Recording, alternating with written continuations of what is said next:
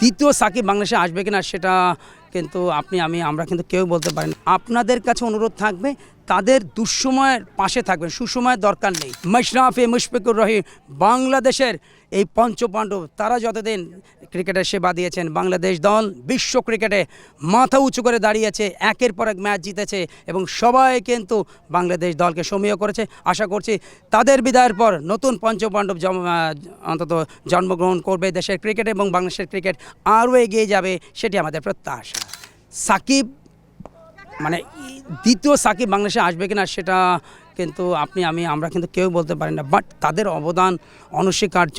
এবং আপনি যদি এই গুণী ক্রিকেটারদের যদি অবদান অস্বীকার করেন, এটা অবশ্যই মানে গাদ্দারি করা ছাড়া কিছুই না। আর সবচেয়ে বড় জিনিস হচ্ছে সাকিব, তিনি অলরাউন্ডার।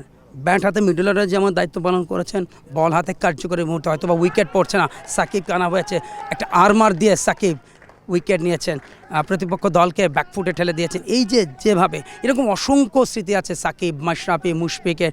আপনি দেখেন, এবং আরেকজনের কথা বলতে হবে, তিনি ব্যাটিং জিনিয়াস মোহাম্মদ আশরাফুল, বাংলাদেশের ক্রিকেটের প্রথম সুপারস্টার। এবং এই যে মানুষগুলো আছেন, ওরা তাদের ব্যক্তিগত নৈপুণ্য দিয়ে কিন্তু বিশ্বের বাঘা বাঘা দলকে কাবু করেছেন। এখন যারা আছেন তারাও কিন্তু অভিজ্ঞ, বাট মেন যে জিনিসটা হচ্ছে তারা কিন্তু একটা সময় নিয়েছেন। এখন যারা আছেন, লিটন দাসের নেতৃত্বে যারা আছেন, তাদেরকে একটু সময় দিতে হবে। আপনি দেখেন যে শ্রীলঙ্কা ট্যুরে আমরা টেস্ট ওয়ানডে হেরেছি, বাট টি20 জিতলাম, পাকিস্তানের সাথে হোমে আমরা জিতেছি, বাট একটু সময় দিতে হবে। আর মেন জিনিসটা হচ্ছে, আমি আপনার মাধ্যম দিয়ে আমাদের দেশে যারা ক্রিকেট ভক্তরা আছেন আপনাদেরকে বলবো, ভালো মন্দ নিয়েই একটা মানুষ। আমার মধ্যে যে সব কিছু ভালো তা কিন্তু, আমার মধ্যে মন্দ জিনিসটাও আছে। তো আমরা বাঙালিরা কিন্তু লভ্যাংশে বিশ্বাসী, লস্ট হলেই কিন্তু আমরা দুয়ধ্বনি দেই। এই ক্রিকেটাররাই কিন্তু এই দেশটাকে অনন্য উচ্চতায় নিয়ে গেছেন, তারা তাদের ব্যাটিং বোলিংয়ের পারফরমেন্স দিয়ে।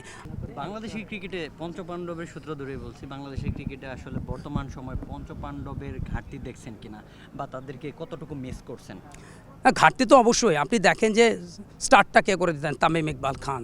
আপনি মিডল অর্ডারে দেখা গেছে যে প্রথম 4 জন পড়ে গেছে, মুশফিকুর রহিম একেবারে পেলা দিয়ে রেখেছেন, মানে এটা আমার আঞ্চলিক কথা। আপনি ভারতীয় দলে যদি মিস্টার ডিপেন্ডেবল বলেন, রাহুল দ্রাবিড়কে ধরা হয়। মুশফিকুর রহিম বাংলাদেশের তিনি মিস্টার ডিপেন্ডেবল, এবং দুটো ডাবল 100 কপাল থাকলে কিন্তু শ্রীলঙ্কার সফরে তার 3rd ডাবল 100টা হয়ে যেত।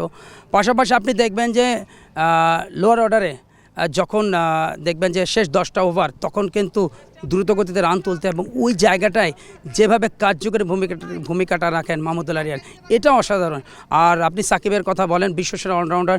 এখন কিন্তু আপনি সাকিবের নামটা পাবেন না, তার নামের পাশে লাল সবুজের পতাকাটাও কিন্তু আর ওই আইসিসি যে র্যাঙ্কিং বিশ্বসেরা অলরাউন্ডারদের, সেখানে সবার উপরে থাকতে, এটা আমাদের গর্বের বিষয়, এটা আমাদের অহংকার। আপনাদের কাছে অনুরোধ থাকবে তাদের দুঃসময়ের পাশে থাকবেন, সুসময়ের দরকার নেই। ভালো করছে উইশ করছে, কিন্তু খারাপ যখন করছে তাদেরকে এমনভাবে ধুয়ে দিচ্ছি, তার পরিবার পরিজনকেও কিন্তু আমরা ছাড়ছি না। এই জায়গাটা থেকে যতক্ষণ না বেরিয়ে আসবেন, আপনি ভারতের কথা চিন্তা করেন, পাকিস্তানের কথা চিন্তা করেন, শ্রীলঙ্কা বা আরও যেসব টেস্ট প্লেয়িং কান্ট্রি, তাদের দেশের ক্রিকেট ভক্তরা কি আমাদের মতো এরকম করে? কখনোই করে না। আমাদেরকে একটু সময় দিতে হবে। আর আমরা কিন্তু ওয়ার্ল্ড কাপ জেতার মতো টিম না, এটা কিন্তু আগে মানতে হবে। আমাদের কোনো কিছু হলেই আমরা দেখি যে সবাই ফেসবুকে বাংলাদেশ এটা করবে ওটা করবে। প্রত্যাশার একটা লিমিটেশন থাকা উচিত। হ্যাঁ, আমাদের দলটা ওয়ার্ল্ড কাপে যাচ্ছে, ওরা ভালো করুক, যতটা এগোবে ওটা আমাদের জন্য অনেক বড় প্রাপ্তি।